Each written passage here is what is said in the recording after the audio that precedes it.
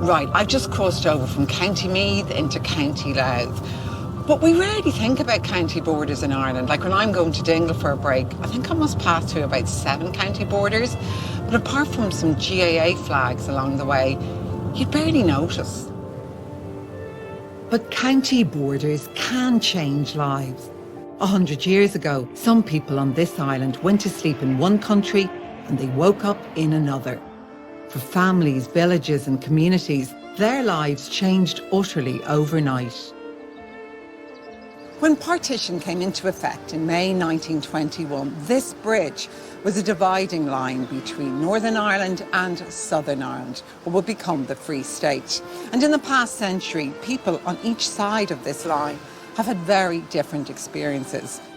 Sadly, inequalities, sectarianism and the Troubles overshadow the stories of people just getting up every day, feeding their families and getting on with their lives.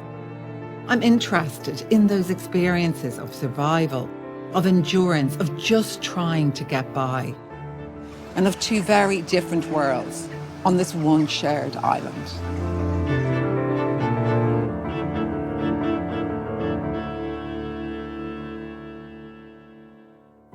The idea of a Northern and Southern Ireland with separate parliaments for each was finally agreed in Westminster in December 1920. For decades, the battle had been for some form of home rule, a separate parliament for the island of Ireland. But Northern Protestants did not want to be governed by what they saw as a very Catholic Dublin. The Government of Ireland Act came into effect in May 1921. And while the new Northern Parliament sat that June in Belfast, Southern Ireland was at war with Britain. This was the beginning of partition, and it defined a century of difference. Although I've reported from there for years and I'm married to a guy from Belfast, I've always felt that the North seemed like a different planet to many in the South. I even know some people who've never crossed the border. It's as though the Troubles made us keep our distance. But you do have to appreciate that that border changed lives, not just recently, not just during the Troubles, but for the past 100 years. In 1921, the border was decided along existing county lines. Ulster Unionists wanted to hold on to the biggest Protestant voting majority and some of the best farmland, leaving Cavan, Monaghan and Donegal in Southern Ireland, with some communities like Pettigo on the border of Fermanagh and Donegal straddling both. That meant that the people of Pettigo suddenly found themselves split by an international border. On that side, they were British in largely Protestant Ulster, and on this side, Irish in the largely Catholic Free State of Éire. Mr. McCrae, a shopkeeper, undertaker and a Protestant, buries the British. When a Catholic dies, he drives Pettigo's one and only hearse to the border, where John Britton, who's Irish in spite of his name, takes the hearse and goes off to bury his fellow Catholics. Where are you for today? Partition. Partition? Is it strange watching your dad there? It's nice to see it.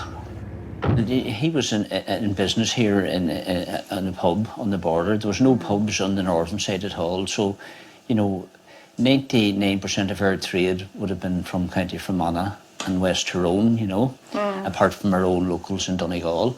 And all communities, both communities would come here to the pub? Oh, this pub here was famous. When you run a pub, you see, you always had to be a neutral zone, you know, especially in a border area, you know, like everybody knows what the other person is, but they say nothing about it. You might have a wee bit when there'd be too much drink taken. But like when Daddy got arrested and was here, you know, you had a Garda station here in the village, and you also had an RUC station out the road. All of the RUC men drank in here. In John Britton's pub, which quenches thirst for 13 hours a day, cigarettes are up to £1 cheaper than in Ulster. My father used to box cigarettes and tobacco and walk across to the post office in High Street, and using the Royal Mail posted them to his customers in the northern side, and they come round once a month and paid their bill, and that's the way it worked. This is a smuggler. She's on a return trip from Britain into Ireland with quantities of butter, bread and tin food. Her evening tea and that there, probably. Just her day's shopping. She bought it in the northern side. Did a lot of that go on? A lot of it went on, Miriam, yeah. When we were very young, we were big into fireworks. So there was 2 shops on the northern side and the garage across the river where we could freely buy our fireworks, but then we had to smuggle them into the Republic. How did you do that? Well, we used, that time you had a hat with the long ears to keep your ears warm in the winter time. So we had, round the top of the hat, we had the fireworks packed in around it, and down Wellingtons, you name it. We got it in, so we did. The early days of partition brought about an economic war. Eamon de Valera was committed to affirming our independence, even if that meant our economy and trade suffered. But the biggest slap in the face to our domestic squabbles was the war in Europe. For me, it's one of the key moments in how differently the 2 parts of this island lived through that era. In the south, we got off relatively lightly during World War II. The worst was the night of May the 31st, 1941, when German planes accidentally dropped bombs here in the North Strand in Dublin. 43 people died and 300 homes were destroyed. But just weeks earlier, Belfast had endured 4 nights of intense Luftwaffe bombing raids. 900 people died, countless more were injured, and almost 1,000 refugees fled the city to come here to Dublin by train. For all of his political posturing, de Valera did send help across the border during Belfast's greatest time of need. I can't imagine living through that blitz, but I was lucky enough to meet 2 sisters who did.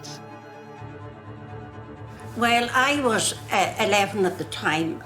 My father was in the police and he was stationed in Musgrave Street, which is the main city centre station. And the sirens went. It must have been about 10 o'clock and we were all in bed and I knew the Germans were there. And I actually was absolutely, I can remember the fear. I was petrified and I went flying down the stairs because I genuinely thought that German paratroopers were landing on the roofs and in the streets. I flung open the living room door and I couldn't speak. I was so petrified. And I just kept pointing up. And my father, I can remember, ran into the hall and put on his uniform jacket and coat and steel helmet and away on the bicycle. I can remember sort of vaguely being dragged out of the bed at 3 and a bit and us all tumbling down the stairs and Mummy shooing us in under the stairs. There was a little door, almost like a fairy door just, and we pulled the door open and I was one of the smaller, the youngest naturally, so they shoved me to the back. And the bombing started and it was wave after wave of bombers. The noise was horrific and the suction with it. And people were advised to open their windows slightly so that they didn't blow out. And about 3 o'clock in the morning, I couldn't stick it any longer and I defied my mother. I opened the door and I went out and we lived in a 3-storey house. And I went up to the very top of the house and when I looked out, Belfast was just this massive red blaze. Absolutely brilliant, brilliant red. And you could still hear the bombs dropping. I can remember the fear. The fear was horrendous. The next day, when it stopped, my father wasn't home. We didn't see him for 2 days or more. And when he did come home, his uniform, trousers, and that were all sort of singed. Your father, obviously, because he was a police officer, he would have seen a lot. Well, you see, what he used to do was go down into the kitchen and close the door. Do you remember that, Joe? Yes, and talk to my mother so that we didn't hear. And it was only if you overheard that you would have known. I can remember him talking about the deaths and that they had drained the falls baths and about the bodies in the market. Nobody called it St George's Market then, it was just the market. You couldn't possibly forget it. You just couldn't forget it.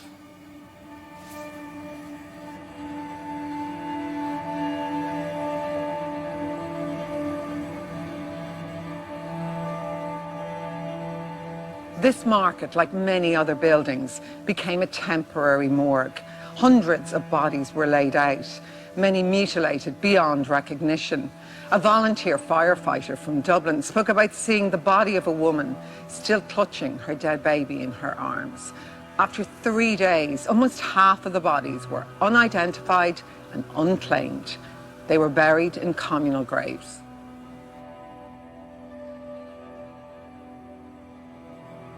In the South, we really have no understanding of the fear and devastation World War II brought on Northern Ireland. And of course, the invasion of soldiers, sailors, GIs. The Yanks are coming with a vengeance. At one point, there were 300,000 of them. They set up bases all across the north, including a naval camp in Beach Hill, just outside Derry. Beach Hill was one of the main accommodation camps. The main function of the base was to repair and replenish the destroyer escorts who escorted the convoys across the North Atlantic on the Derry-Newfie run, from Derry to Newfoundland and back again. This became Base 1 Europe. This was the first advanced US naval base in the European theatre of war. So in the rest of Northern Ireland, the main emphasis was on just before D-Day, build up troop numbers. Derry was earlier than that. The first US naval personnel were in Derry in secret, building this advanced naval base 6 months before Pearl Harbor. So we had an earlier and a longer relationship. The visiting soldiers and sailors were issued with guidelines on how to behave in Northern Ireland. They found us just as exotic as we found them. I hope Paddy won't have grown up when we come back to Derry. For a penny, Paddy will sing you one Irish song, and he takes an awful big breath to do it. How about a little song, Paddy? Will you pardon me, stranger? I know you're from Ireland. Ireland, my homeland, that green red isle. ERA officially remained neutral during World War II, mainly as a statement of our independence, partly to avoid us getting bombed, but importantly as a point of principle against religious persecution.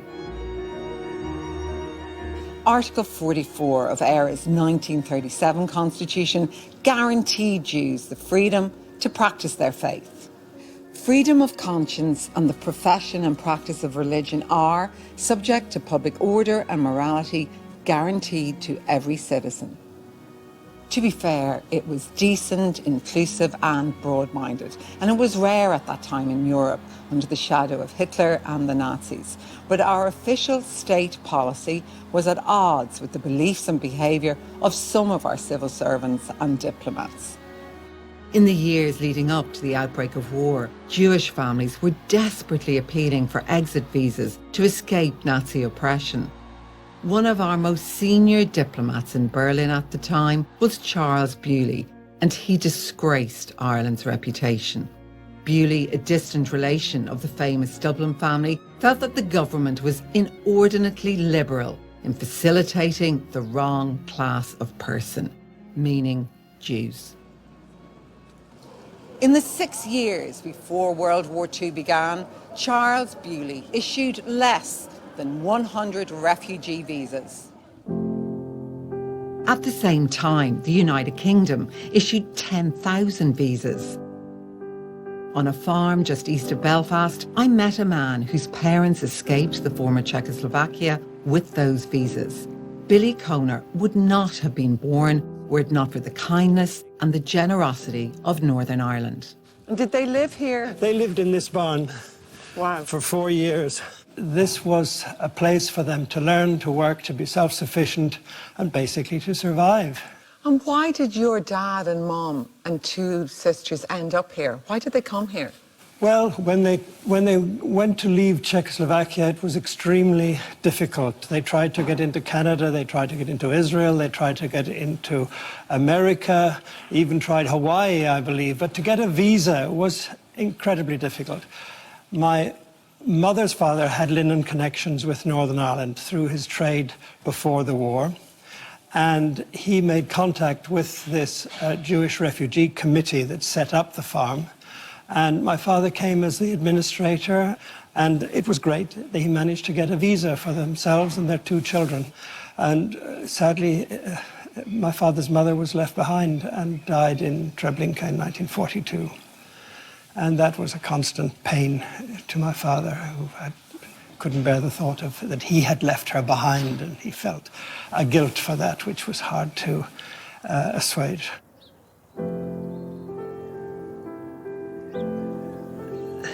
Many of the family were lost in the Holocaust, but they came, and they came with an open mind, a somewhat heavy heart, but a joy at being saved.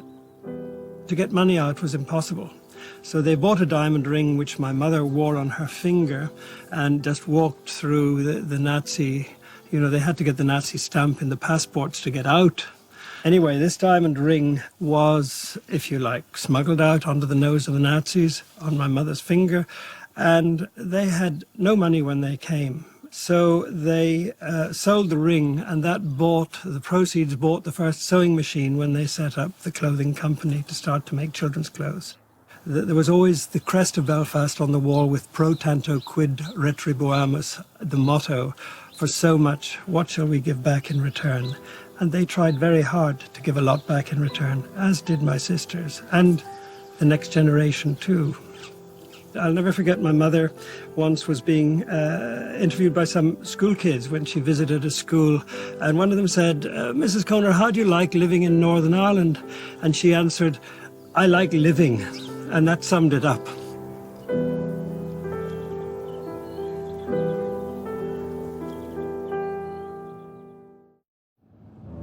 In a quarter of a mile, continue on to N54. Continue on N54 for 3 kilometers.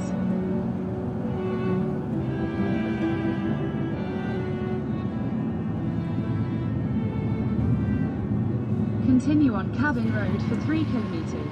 When you drive along this route from Cavan Town to Clones and Monaghan, you're constantly drifting in and out of Northern Ireland, or more precisely, drifting between Monaghan and Fermanagh.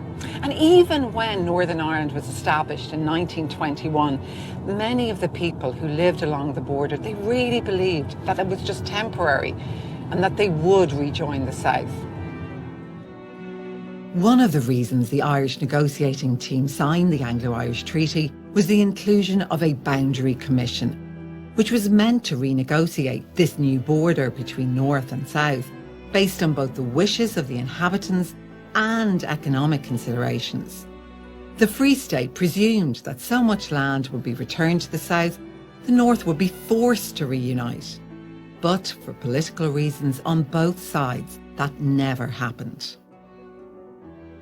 Author Darren MacDonald, a nephew of the playwright Eugene McCabe, has written about the border and the Boundary Commission. He took me to a hill just outside his hometown of Clones. You have 7 of Ulster's 9 counties are visible from this point. But all of this area actually down here, this Fermanagh part of Clones Parish, over as far as Rosslea, which would be down here, and you're into Monaghan there. But all of that was slated for transfer. So you would have been back to the south. Back to the south. In fact, this mountain, Sleep Bay, would have been transferred back, with all of the land going down that way into the south. That's why the initial response to partition was so muted, because people just thought, well, that doesn't make sense. That's never going to last. You're in County Monaghan, and I'm in County Fermanagh. So this is the border. But for many years, this bridge didn't exist, and it was the centre of our parish of Clones, and it was only reopened at the end of the 1990s. And this was a huge bone of contention, because this was the main thoroughfare of my home parish of Clones, because that's Clones Parish and that's Clones Parish. Let's talk about your uncle, yes, Eugene McCabe, the brilliant writer. Yes. This was his farm. He had land out this way as well, and to get into the town, he had to make diversions. He would have to come this way, which is the opposite direction of the town, and then head back over here through a small village called Maravili, and then on into Newton Butler, and then from Newton Butler, the 5 miles back into Clones. So instead of travelling a mile into the town, he had a diversion of about a good 12 miles. So what he did was he built a little private road through part of his one of his fields, and he called it the Khyber Pass. My grandmother's house was split by the border, so when she moved from her bedroom into her bathroom or from her living room into her kitchen, she crossed the border. But my dad used to remark that she slept with her head in the Free State and her backside in the north. It kind of makes it obvious, though, how crazy the border is in a way, because even on our way here today, we kept looping in and out. Crisscrossing and back in and out and whatever. Yeah, because the border, the further away you go from the border, I always say, the more real it becomes. When you get there, as the Americans say, there is no there. There's no physical manifestation apart from the welcome to Fermanagh and Omagh sign there and the kilometre speed limit. That's your only indication that you've crossed a border. The Boundary Commission proposed minor changes to the border, which would have taken some towns back into the south and some into the north. But their ideas were shelved, leaving many communities abandoned on both sides, including here in County Monaghan. Drum has 54 Protestants and 5 Catholics, 1 pub and 3 churches, 1 ruined manse, 1 school and 1 orange hall. My family have always lived around Drum. So my grandparents, who lived through the partition of Ireland 100 years ago, lived outside the village, and they went to bed one night in 1921 as British, and the next morning they got up as Irish. And they weren't asked whether they wanted to do this or not or whatever, but that's just the way it was. They expected to have been retained within the 9 counties of Ulster. However, there was a lot of wheeling and dealing done, and Cavan, Monaghan and Donegal, the counties referred to as 3 lost counties, remained in the Irish Free State. So they were shocked and they were disillusioned, and they just didn't know what to do with themselves or what life was going to hold for them going forward. It was a frightening time. And did they almost feel abandoned? They felt totally abandoned, and that sense of abandonment has come down through the generations to this day, to me and to my children. We feel that sense of righteous loss and being left out and just forgotten about. There is that sense that we're out of step with the wider community, with the majority life. We worship differently, our culture is different. Some, but not all, Protestant families are in the Orange tradition, follow Orange culture. That's very different, mightn't be that popular. How much did partition change the history of your family's life, do you think?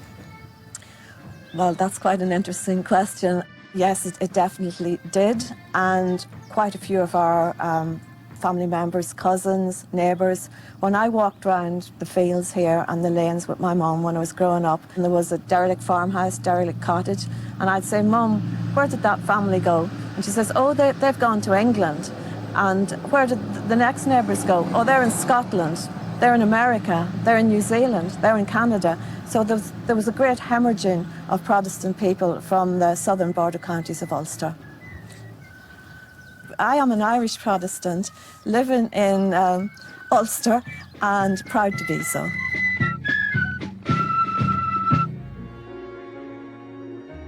The 1937 Constitution of Éire claimed jurisdiction over the entire island, infuriating Northern Unionists. In response, their elections a year later were all about staying in the Union. But this tug of war on a small island on the edge of Europe was overshadowed by what was happening on the rest of the continent. Éire was officially neutral during World War II, but was being courted by the British to help in the war effort. Chamberlain effectively offered the 6 counties back if he joined the war.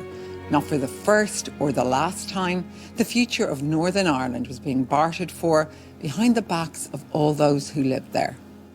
Dublin's attitude to World War II was pragmatic. The state was only 18 years old. We had to take our own path, do something different from Britain, prove our independence.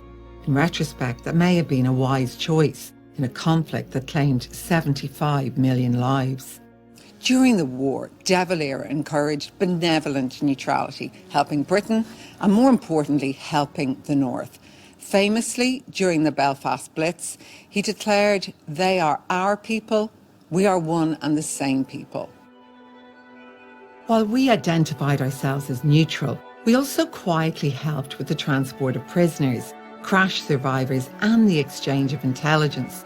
Most famously, the weather reports from Belmullet that influenced the order for D-Day. But the moment we should be most proud of, 80 years ago, was when a call for help came out for firefighters during the Belfast Blitz. De Valera was woken from his sleep, told what was happening, and gave the go-ahead for whatever assistance could be sent to be sent. So here in Dublin Fire Brigade, the Chief Officer, Major Comerford, called all firefighters in from the outstations in here to Tara Street, to the yard in Tara Street. Here, yeah. into this yard here. And were many willing to go? There was an overwhelming response. In fact, it wasn't a case of who he could get to go, it was who he could not let go. I remember one man, Jackie Conroy, a veteran of the fire brigade at the time, telling me that he volunteered to go, but his brother had volunteered a few minutes previously, and the chief said that he couldn't send him because he couldn't face his mother if they were both killed. Like, that was... They weren't going to the aftermath of a raid, they were going to a major air raid. And there was an expectation that not everybody would come back. Dublin sent 6 appliances, 3 regular fire engines and 3 auxiliary fire service part-time members. Dún Laoghaire, Drogheda and Dundalk sent fire engines. When they got there, it was beyond what any of them could imagine. Some of the senior guys would have seen the city here in 1916. Some of them would have been involved in the brigade through the start of the Civil War and seen the destruction again in the like of O'Connell Street and the block. But Belfast was beyond the scale of what anybody had seen.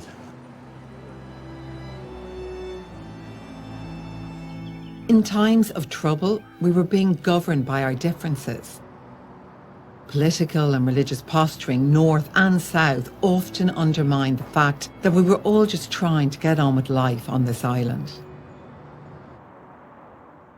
Our 1937 Constitution was very much a defining moment in the relationship between both parts of this island, partly because it laid explicit claim to all of Ireland, which didn't go down well with Unionists, but also, I think, because it imposed a very Catholic and conservative view on the role of women and their place in society as mothers and homemakers. Sure, the North was just as conservative in its own way, but I think that women here had very different and perhaps more independent lives than women down south. In an old shirt factory where they made their living, I had the pleasure of meeting some of the original Derry girls. We're sitting in this factory. You worked here, Mary. Yeah. What age were you when you started and what was it like here? I was 15. When I came up, the door opened to come into the room. Actually, it would have been way down here, the very end. And you opened, all the machines were all up around here. And you just opened it, and the noise, I've never heard anything like it in my life. It was just horrific. I loved it, and I'll tell you why. My best friend, who was reared next door to, her and I started together. She had 3 brothers, I had 3 brothers, so we were reared like sisters. And as well as which, the girls were all lovely. Did you have good crack? We sang from the come on till we went out. Well, it was the dances, wasn't it?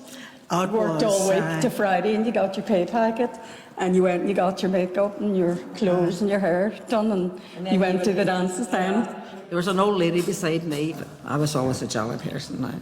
And I'd be come to, yes, it's Friday. And someone would say, where are you going tonight? And she always sung, where the boys are.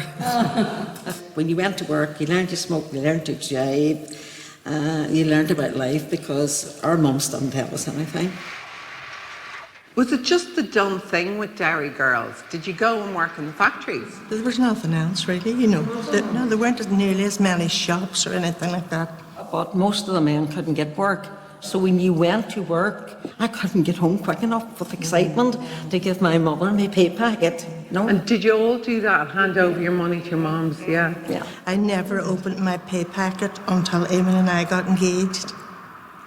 You know, we were saving to get married then. Explain to me what your homes were like. Big families and small houses and sharing bedrooms and all of that sort of thing. Outside toilets. 10 at home. And there was just, we lived in a very small house. 10 children. Where did you, what was the size of your house, Mary?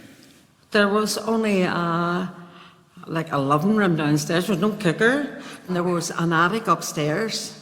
And there was a blanket. So the boys was on one side of the blanket and the girls were on the other side. Well, there were 8 of us. There were 5 boys and 3 girls. And we had 3 bedrooms. And as many beds as could fit in a room. And that's the way it was. We had just 2 beds. It was top to toe, wasn't it? When one wet the bed, everybody was soaking. In the post-war years at least, Northern Ireland was ahead of the Republic in terms of health, of education, social services and standards of living. And they had television. The real reason RTE established a television service was because people here in the south were stealing the BBC signal from the north and across the water from Wales and Birmingham. The Irish Television Committee felt that BBC programmes were too brazen and too frank in matters of sex, inspired by a desire to exalt the British way of life and the royal family, which is actually why TV came to the north in 1953, the coronation. In Northern Ireland, you could watch the coronation of Queen Elizabeth II live on TV, if you had one, or if your neighbours had one. For everyone else, film of the event was flown into the north overnight so that it could be avidly watched in cinemas. In Dublin, anti-partition groups helped ban cinema screenings of the coronation, but that wasn't going to stop fans of the royal family. A week later, on the morning of June the 10th, it was reported that the early train to Belfast was rammed with 400 passengers. Another train laid on 15 minutes later carried an extra 500. One cinema owner in Belfast said, "They are falling over themselves to come here." We're not that different. 725,000 of us watched the Oprah interview with Harry and Meghan.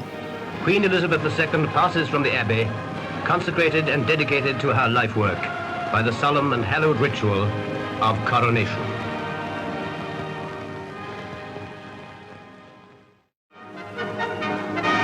The first of 2,000 prefabs leave of Gloucester Works for transport by road to Preston, Lancashire, thence by boat to Northern Ireland. With mass emigration, unemployment and inflation south of the border, the North actually did relatively well post-war. In gratitude for their loyalty and support for the war effort, Westminster was pumping money into the province. And some historians now believe that this was a missed opportunity. For the Unionist government, it was a perfect moment for them to try to convince Catholics that they could be a willing part of this state. There certainly was a generation of young Catholics who prospered in this era. People like the brilliant Seamus Heaney spring to mind, and one of my own personal heroes, John Hume, who always said that he would not have been able to help others but for the opportunities that the 11+ and free secondary education had given him. In Northern Ireland, the number of children going to secondary school actually doubled between 1947 and 1955, whilst in the Republic, we only got free secondary education in 1967. Barry Devlin was born and reared in the north on the shores of Lough Neagh in the aftermath of World War II. It inspired much of his writing. Fortress bombers! Who says? My mother. Your mother talks funny. But his summers were spent in the incredible wonderland of the south in Bray, County Wicklow. Bray was where I spent my holidays in the 50s. My uncle was a GP here. At that point, it was a 1950s, it was like Blackpool. You were that generation of young Northern nationalists. You got your 11 plus, you got your education. Tell me about your generation. I think it's the 1947 Education Act meant that your secondary education was free, provided you passed the 11 plus, and there was the national health. You got free glasses and free false teeth if you needed them, and that was without class or creed, you might say. So we benefited hugely from that. One of the things that happened when I came down here was a realization that there wasn't free medical service and that education had to be paid for. So that I knew was different because my uncle complained about it quite a lot. So I was very lucky in that I got my free education. I went on to secondary school, went on to the things I did. But there was low-level gerrymandering of, you know, two girls who were in class with me were simply failed when they applied for civil service jobs, council jobs. You grew up in Arboe. What was it like growing up as a young Catholic at that time? Well, very different from Bray, for starters. Arboe had loads of Protestant neighbours, and the Biggerses, the McCormicks, the Wrights, they were friends of my parents. My dad owned a pub, that was the other thing, so they all drank in the pub. There was a rule against singing of what were called party songs. So you didn't sing The Sash and you didn't sing Kevin Barry, but otherwise it was all good. Looking for a woman, is it? Thanks. You're not gonna kiss him, are you? The American Air Force flew in en masse to Arboe in the mid-1940s, and they saved Europe, but they also saved my dad's pub because, you know, we didn't have a big, what's now called a catchment area, and so suddenly the pub was full of American guys with lots of money. For a while at least, Allied forces made up more than 1/10 of the population of Northern Ireland. They came and went, but they left more than memories. I did feel a wee bit different. I couldn't figure it out what it was. When I was getting married in 1966, I needed a birth certificate. And when I went to get the birth certificate, my mother, as I knew her then, couldn't find it or didn't want to find it. And found out later on the reason was because she was actually my grandmother. And my eldest sister, I found out, was my real mother. So it started from there, really. And then, when did you discover your dad was a GI? Tell me about that. Well, there was wee bits and pieces of information started to come out from my mother then. And she said that he was here during the war. And I was with the 27th Infantry Division. And they were stationed in Eglinton, a wee small camp there, and she had met him in the village. She said he was a nice fella to know, and he played the guitar and sang country music, which suits me all right. Years later, it was Albert's own daughter who finally tracked down his family in America. But she said we knew that there was something about Ireland special because he had pennies and stuff belonging to Ireland, you know, and he kept talking about Ireland, but he never knew about me.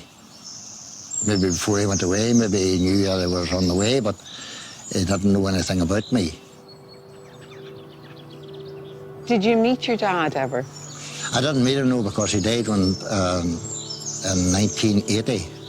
And it was after that, whenever I was able to go over there. Did that mean a lot to you that you could connect with your father's family? It's strange. When I went to America, I knew I was home. You looked in the mirror and you didn't know who was looking back at you. You didn't know, who you were like or anything, or your mannerisms and stuff. But whenever I went over there, they said, you're just your father's, and that's it. You know, you sit like him, you talk like him, you look like him. And, you know, that just reassured me. I was quite happy then whenever I found this all out. I was quite happy then. I knew all them thoughts were all at rest, put myself at rest in peace.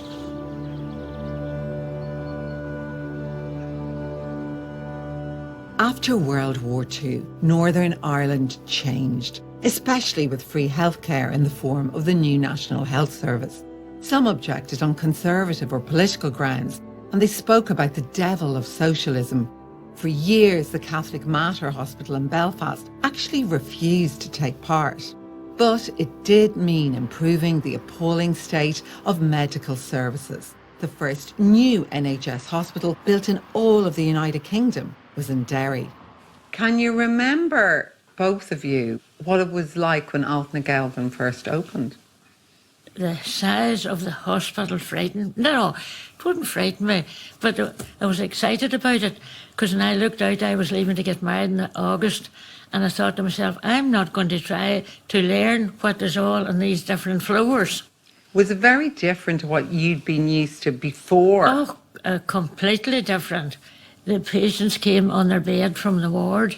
The top was taken off, and they were wheeled into the anaesthetic room. You would remember all this. Well, you had the lofts then, you see. No, aye. The lofts came right up onto the theatre floor. The one thing that was great was the sluice room was the dirty room. And that's where you would have taken bedpans and things in the old hospitals.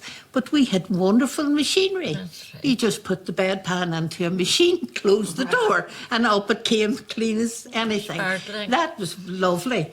And of course then there wasn't the old Nightingale wards. A Nightingale ward was as you might have had 15 patients down that side and 15 patients down that side. There were single rooms, 4-bedded rooms, and the patients had much more privacy.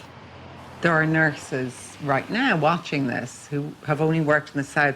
They'd have had no experience of what you two experienced. It's a very different world. I mean, I'll never forget Bloody Sunday. I mean, I went in an ambulance and went through the casualty to get up to the operating theatres, and it was total bedlam. Bedlam. There were people crying and squealing and lying up against, there was no seats left, they were lying up against pillars and all. Went up to the operating theatre, and there was 4 theatres, and all 4 theatres were opened.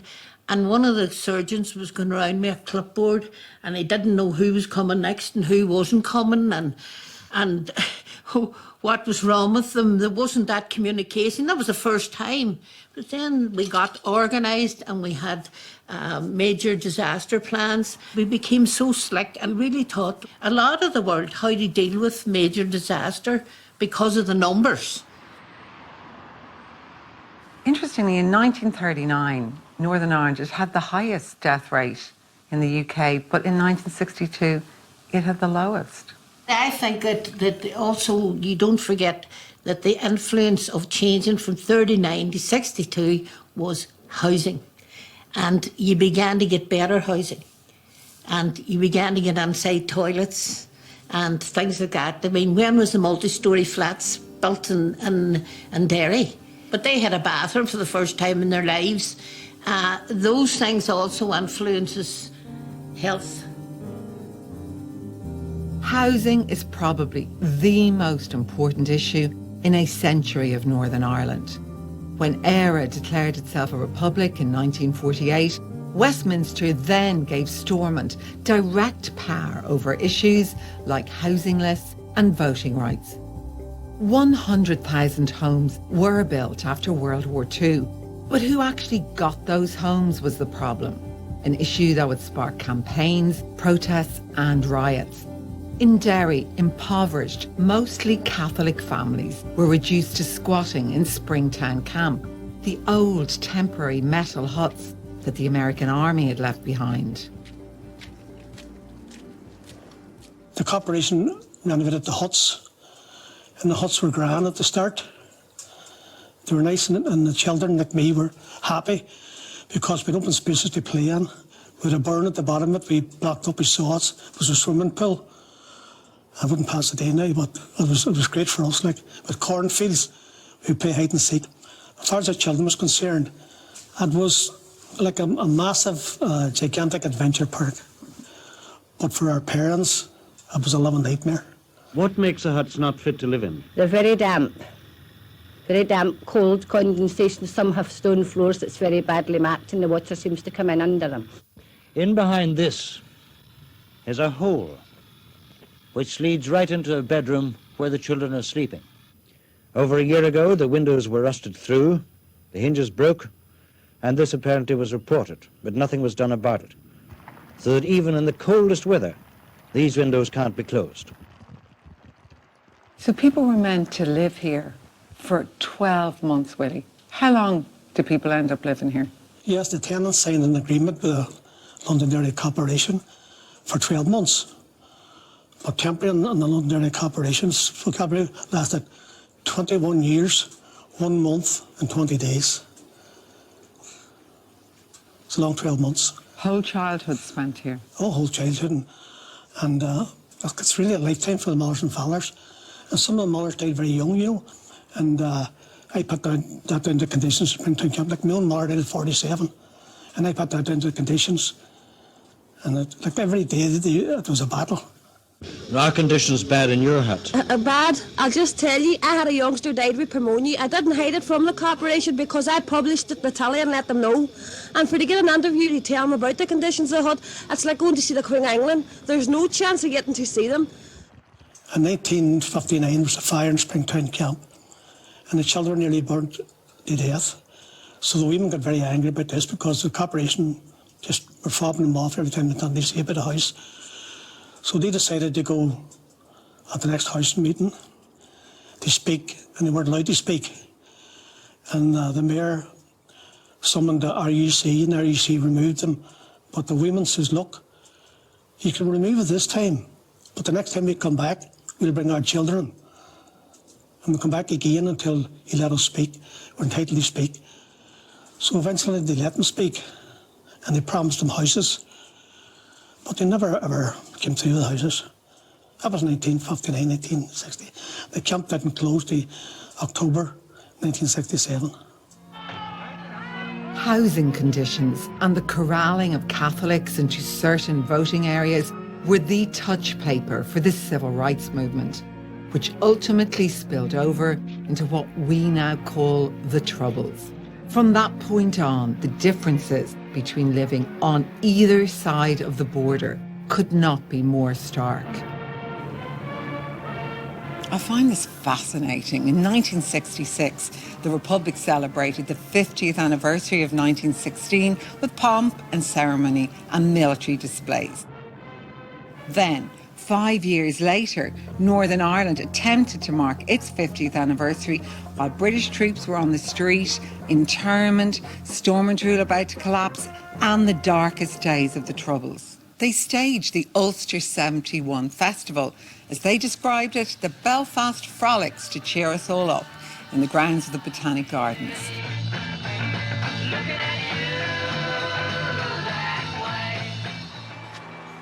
In every decade of this century of Northern Ireland, its very existence has been tenuous. It's been up for grabs, being bartered for behind people's backs. Northern Ireland's place within the Union, within Europe, or within the shores of our entire island has always been a part of a bigger picture, always just a little bit beyond the control of the people who actually live here. Some have called the 100th anniversary of Northern Ireland a feat of endurance, a century of survival against the odds, of being under siege, of mistrusting London or Dublin or both. Some will celebrate, others commiserate. But at least we can understand and appreciate the very different experiences people have lived and struggled through. We share this island. As Dev said when talking about the horrors of the Belfast Blitz, we are one and the same people.